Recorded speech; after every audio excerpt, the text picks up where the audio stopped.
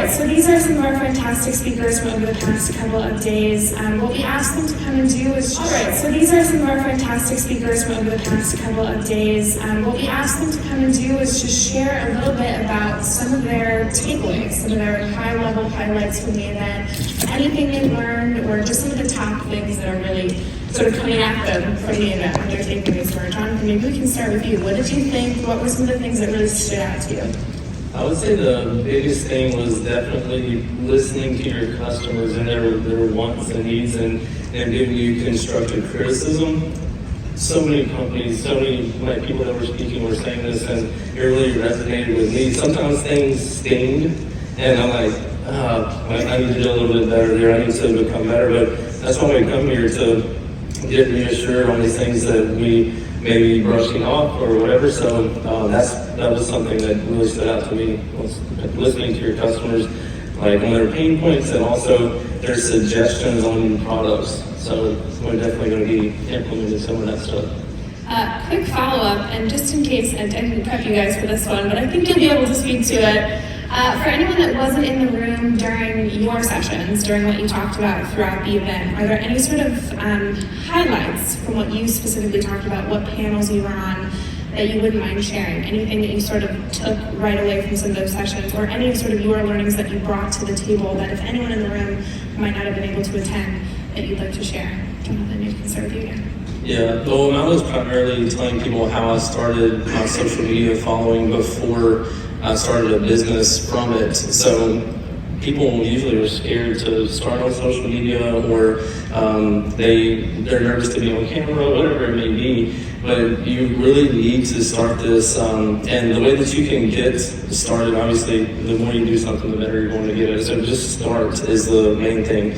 And once you get started, you can have a lot of people get engaged with you on a more personable level. And the way that you can do this is do something interesting. And I know a lot of people are like, I don't do anything that's interesting. I'm a plumber or something like that. And I'm like, I know plumbers on TikTok, they're getting millions of views because they show something funny about plunging a toilet. I'm like, don't tell me you can't figure out how to make what you do interesting or to engage people, because it's always possible. You just have to think somewhat outside of the box. But like I said, I started my following first. I was doing what I love doing, which is car audio. I distribute car audio products worldwide every day now. But then I was just going to these car shows because I like doing that.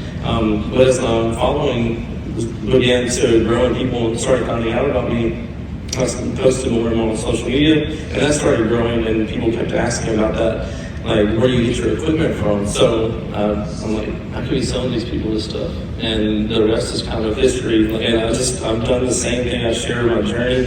I share everything about. I'm very transparent, and people just follow. And since they have this more personable relationship with me, just from following me anyway, they're willing to buy from me because they trust me. They have a relationship. Or they feel that they have a relationship with me because they've been watching me online for so long. So this has made it where you were talking about coming out with products that are, they don't have to be polished before you come out with them. There's an awesome book called Lit Scaling, and it talks about this, and I read it last year. I wish I would have read it 10 years ago, but it talks about that. Keep coming out with products, and you can come out with version 2s or version 3s or your next. You can always fine tune it along the way, but you're making revenue. So that's something that I learned, as well as just go ahead and come out with a bunch of stuff and fine tune it along the way. But having this following, and this organic following is so huge, and you have to start somewhere. People like, I only have 100 followers. I started there too, and now I have collectively over 1 million followers because I didn't give up.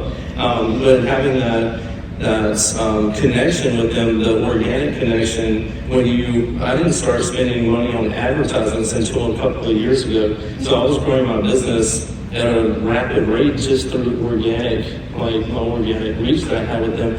So now if I go live and I have, I don't know, I can get 100,000 people to watch myself. We have 300,000 people following my business page. So that's not too bad. But if we just dump like 100 or 200 bucks on there, we can reach millions of people. And I'm like, that return is crazy. So anyway, to go What's back. happening, guys? If y'all enjoyed all the hot content that you saw in that video, be sure to follow me on YouTube, Facebook, TikTok, Instagram under the Lifer Price, and also Down for Sound Shop on Facebook and Instagram. And don't forget Snapchat. I'm JPD4S on there, so be sure to check me out there. We'll see you in the next one. Later.